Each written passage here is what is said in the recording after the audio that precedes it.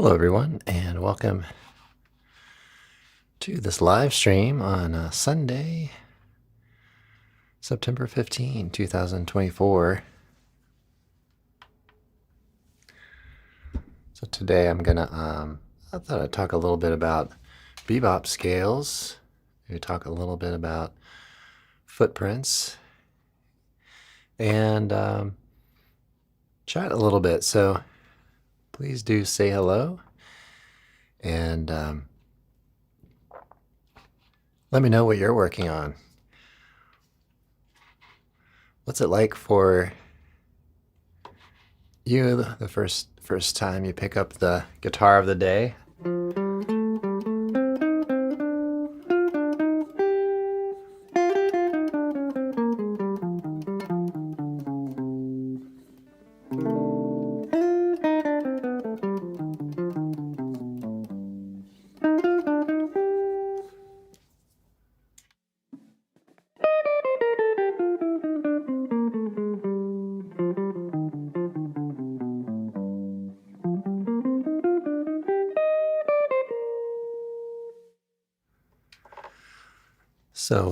So when I first pick up the guitar, I think I talk about this pretty regularly. I like to just kind of start slow.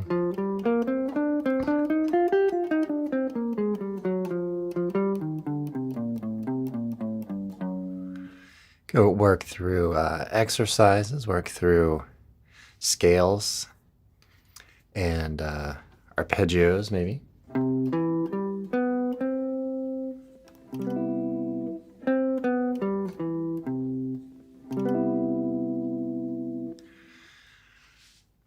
I like to kind of play sort of almost kind of random things.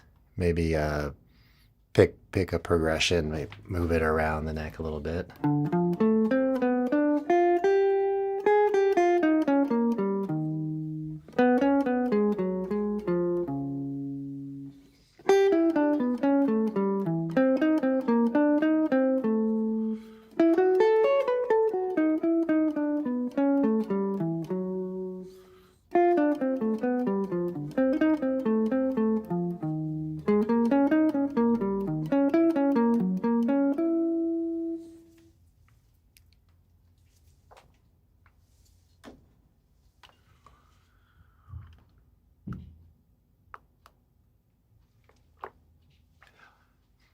Well, let's discuss a little bit today about bebop scales.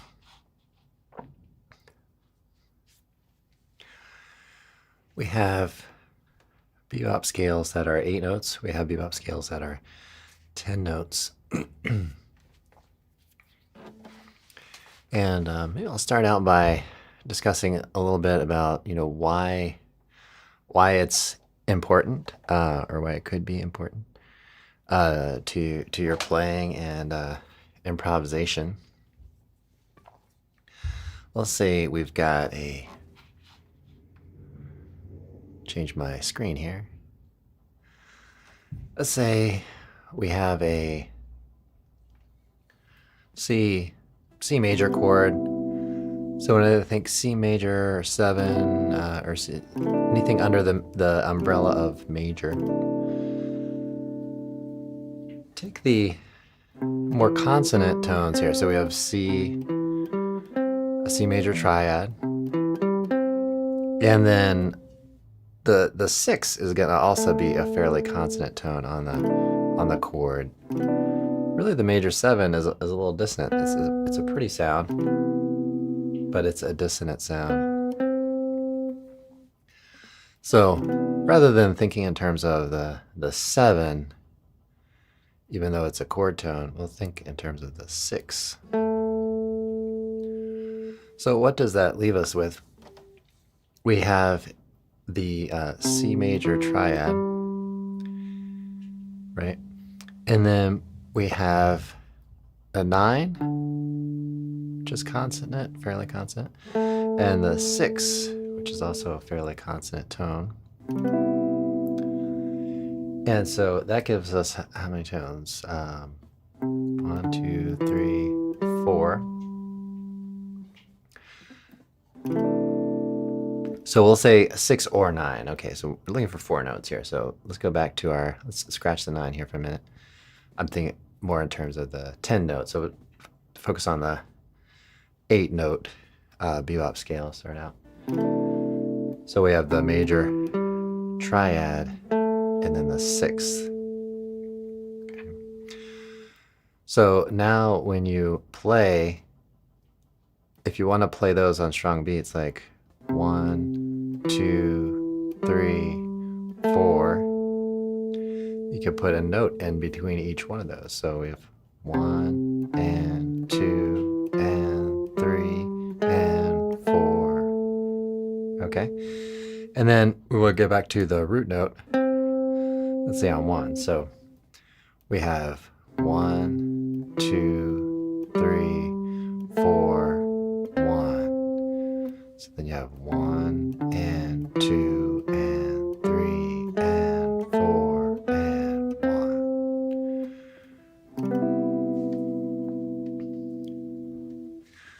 So why is that significant or important? Well, if your goal is to create a phrase or line that is outlining the consonances and suggesting the chord of C major, landing on those tones on the strong beats will help you to achieve that. And then the notes in between, which are less consonant,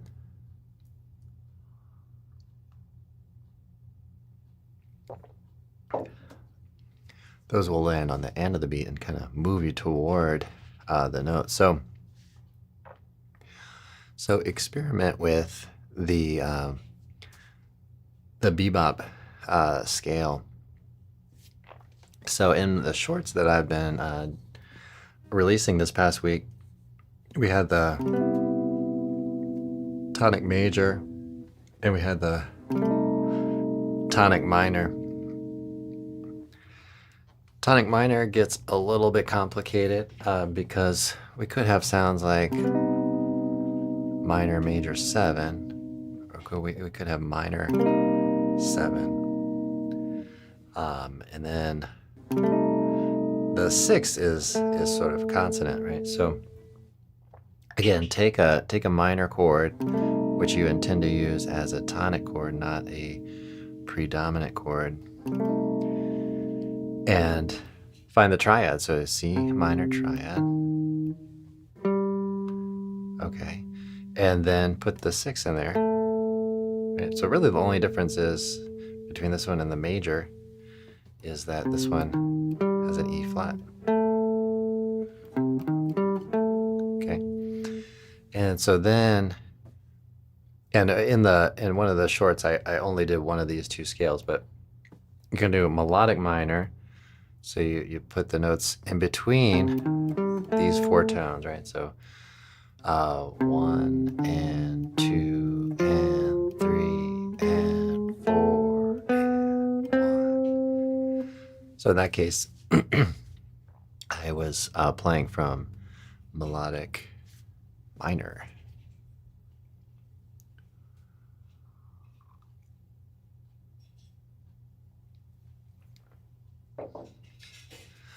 Well, thanks for joining, everybody.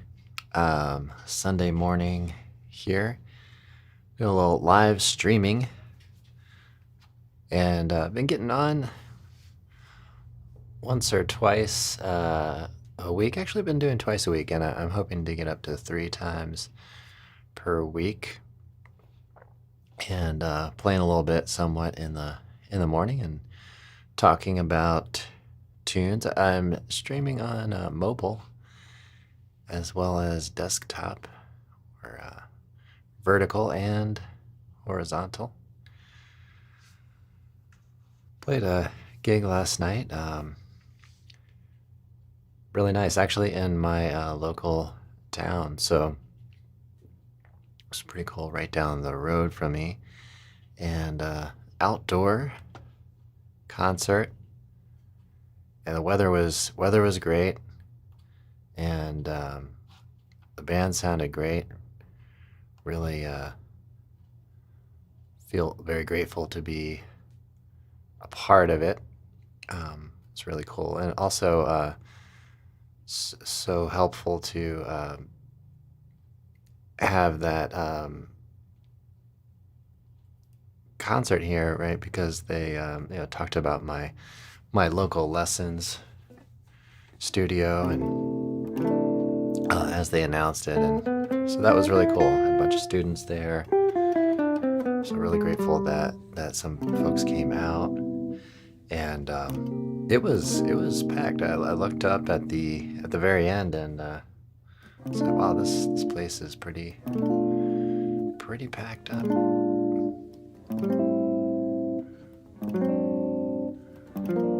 So kind of big band music. Really good time. I use the quilter gear, which is really does great at keeping up with the amount of volume and sound it can. I can really get the guitar to sound present, and the out there in the audience, folks said they could hear the guitar throughout. So that was encouraging to hear that, and to know that equipment works at such high volume levels.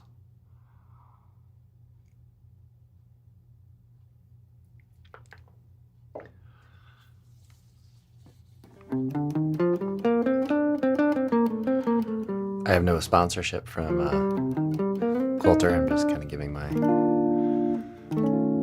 personal take.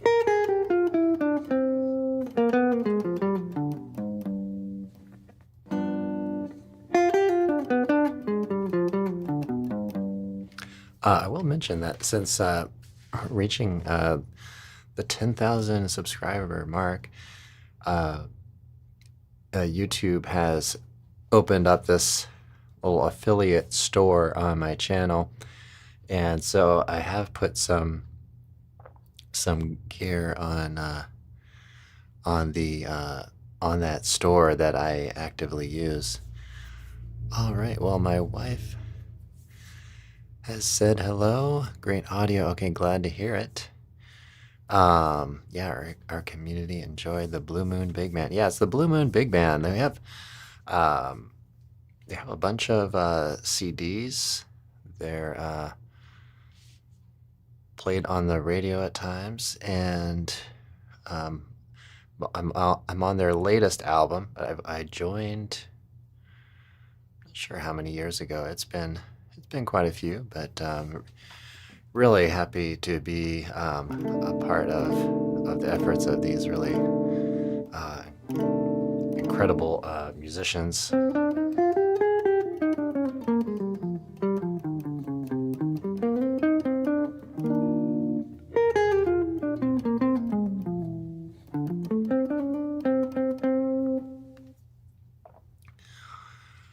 Okay, I'm going to talk a little bit more about bebop scales. We talked a little bit about why they're important, and just to reiterate, or maybe give a different angle on that, it really kind of comes down to the numbers of notes. So if you have a major scale, you have 7 notes, and then the 8th note is the first note again, so it's still just 7 notes. Right, 1, 2, 3, 4, 5, 6, 7. So if you were to, for example, play on a backing track, and you just played 2 octaves of the C major scale, right? And you started on 1, you would have notice that this root note will start on beat 1. So you have 1 and 2 and 3 and 4 and 1 and 2. So when I played 1 again, now I'm on D. Nothing wrong with that. But you know, from the purpose of putting some of these consonances down, if you're, let's say, vamping a C major chord and you're practicing and trying to get inside that sound with Band in a Box or iReal Pro or Aebersold or whatever, then it comes down to the numbers. So if you have, like I did earlier, 1 and 2 and 3 and 4 and 1 and 2 and 3 and 4 and 1. So notice you have an even number of notes, 8. 4 of those are going to be consonants on your chords, or your chord, and then 4 of them are in between. So it really works out. It's kind of just math in a way.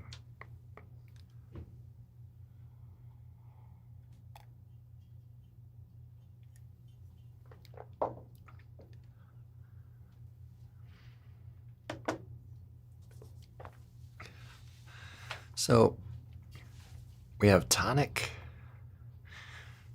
minor, tonic major. So what is a tonic?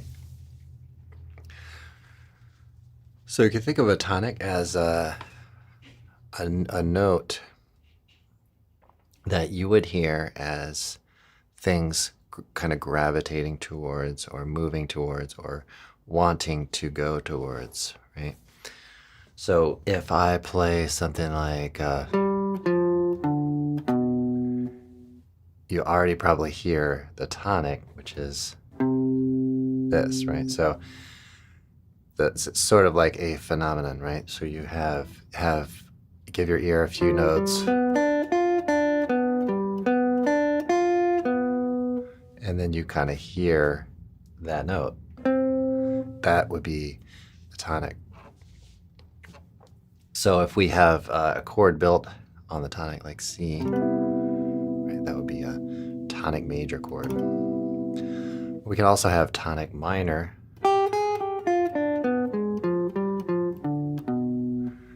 and we still hear this note, right? And so we have the tonic minor, and we have a chord built on that. So as a general rule of thumb, it's helpful to connect between the 5th and the 6th of those, right? And in the shorts, I talked a little bit about that, but given there's only 1 minute to talk about it, can't go into too much depth. But when it comes to the 5 chord, or the dominant, the chord that wants to resolve to the tonic, then as a kind of rule of thumb, you connect between the root and the 7th.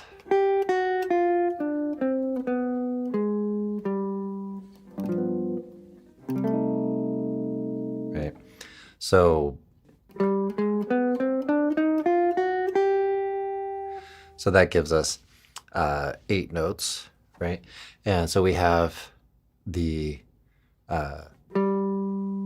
root, the 3rd, the 5th, and the 7, right? That makes sense. It's almost a little clearer than the concept of the tonic, because all of those are chord tones, right? So G, B, D, F, right? So then you're kind of placing a note in between. So if it's, and you can do this with altered scales and any sort of things. I'm going to keep it real simple. Think of mixolydian here. So we have 1 and 2 and 3 and 4 and 1. Okay. And then I think I talked about Phrygian dominant as well, which I just played a moment ago. But you could use this with alter scales, all sorts of things. This also applies to what are known as predominant chords. And predominant, as the name kind of implies, is a chord that comes before the dominant. So you could have, for example, C minor 7 flat 5. Think about the chord tones of that, and then put notes kind of basically in between, right? So, and here we can get into a couple of different options on this part, but I'm gonna keep it simple.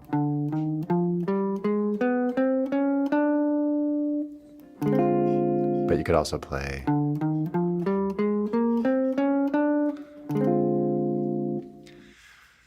Okay, so you're connecting between the flat 7 and the root note.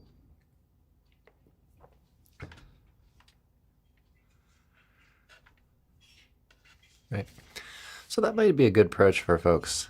Think in terms of just a little connecting passing tone between the scales that you may already know. So between the 5th and the 6th on tonic chords, between the flat 7 and the root of the dominant or predominant type chords.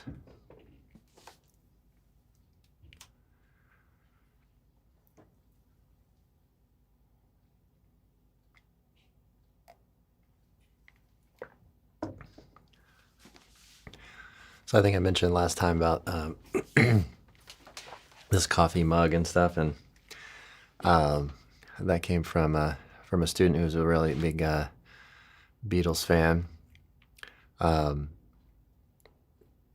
So I'm got a little things in the works to maybe put out some merchandise type stuff, and checking out some other channels, seeing what other folks are doing out there, and so may develop a logo or something, and maybe catchphrase. I don't know, maybe not.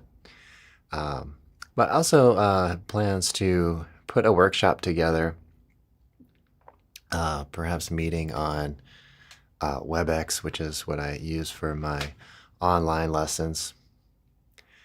And so, I think a weekly kind of workshop, kind of rolling thing where folks can kind of join and focus on a tune. Let me know what you all think out there. Is tune per week is maybe too much? Maybe it needs to be a month. Or does a month get a little boring? No, maybe I shouldn't say boring, but get like want a little variety. So maybe a standard per month, and then mix in some like a blues tune or something like that. Oh, I'll mention a little bit about Dorico. So Dorico is a music notation program that I just became familiar with because I got a notification from Finale that they're closing down. And so there's a limited time offer to do a cross grade, which is very interesting about music notation. Is it seems fairly common to be able to do these cross grades between completely different companies, which I don't think I've come across that in other areas of software or anything. But let me know what you've come across. But anyway, I remember cross grading from Finale to Sibelius, I think, and then Sibelius back to Finale, and so now off to Dorico, perhaps. But it's a bit concerning that the main software notation that I use, Finale, is not under development basically any longer. I don't know the exact details, so check into that yourself. But it's pretty much on its way out, and they are recommending Dorico and cross grading over to that. So I've been experimenting with it. I have to say I do like it. It's been fairly intuitive, and I'm putting together my new footprints video using that one, and so I'm very confident that that will be done by the end of this week. But anyway, Dorico, check it out, by Steinberg, and they are, I don't know a lot about them, but they kind of a big deal, I would say, in the music, maybe technology space. Again, I don't know a whole ton about them, but I come across that name again and again and again, and I think they are possibly responsible for ASIO, or have something to do with them. Please let me know if you have more knowledge in this area. Type in and leave a comment. But that's something that Windows, if you're a Windows user, you really need to be involved with ASIO.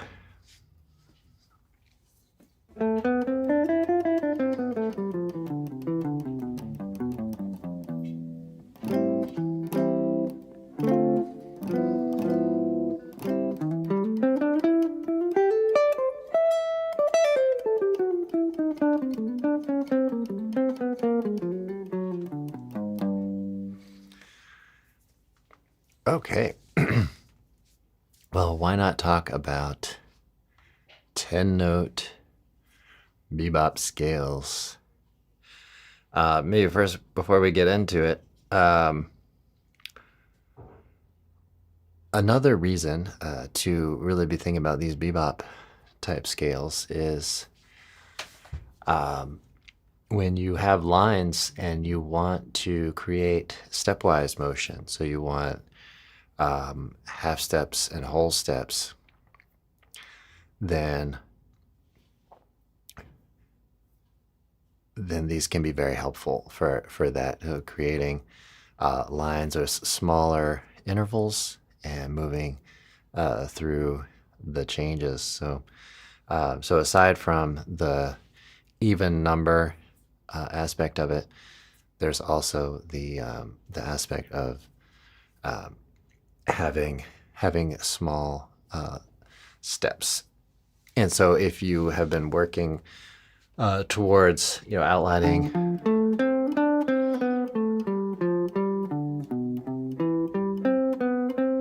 changes through maybe using arpeggios and things like that, then you may find that you're using lots of thirds, and then you want to create variety in your line, so you're also using other intervals, maybe some more whole steps and half steps.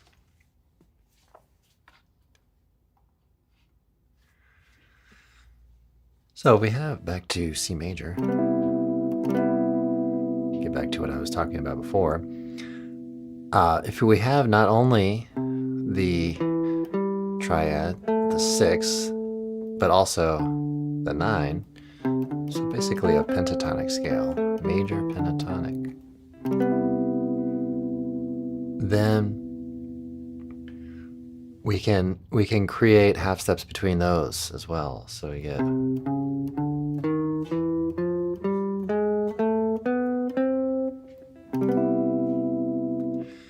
okay, and there we have 5 times 2 is 10. So you just create little half steps in between those.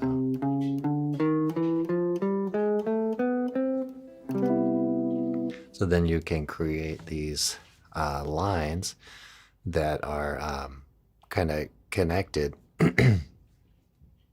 between between those things. And I should say that there are like all sorts of ways that you can do this. Let's say you're working on Dorian. There's a lot of talk about Dorian on the internet, I think. So you can connect. I'm kind of moving off of the 10-note bebop scales here, but all sorts of options, right? So you can play that and then move on from there. So that's so then you're putting a note in between the flat third and the fourth. Seems a little dangerous, right? But if you have this on the end of the beat, it's gonna work, right? And the 11 is a really nice sound on minor. It's really consonant. It's a really good go-to sound. So I would take this and just experiment and kind of be playful with it. Try it out between different notes of some of the scales and things that you're doing, that you're playing, and maybe I'll mention a little bit about some of the goals with this as well.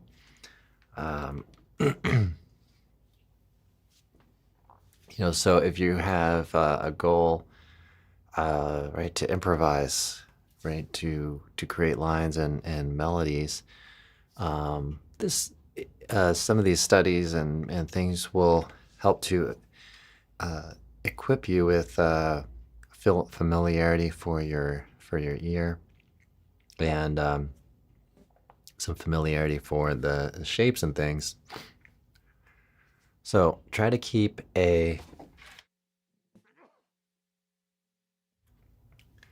excuse me, I just muted my mic for your benefit.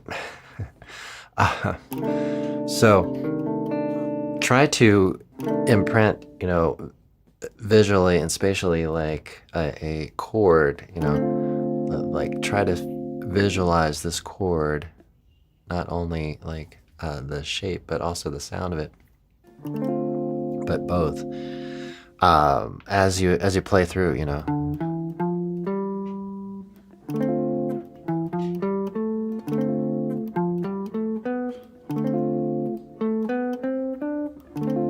right? And keep reminding your ear about it, keep reminding your mind's eye about the shape and everything. All right, everybody. Well, kind of rambled on for long enough, probably. Thanks for checking this out. I do hope you enjoyed it. And leave a comment, leave a question. Let me know how you're doing with some of these ideas and concepts. And I will see you all in the next one. Have a great practice session.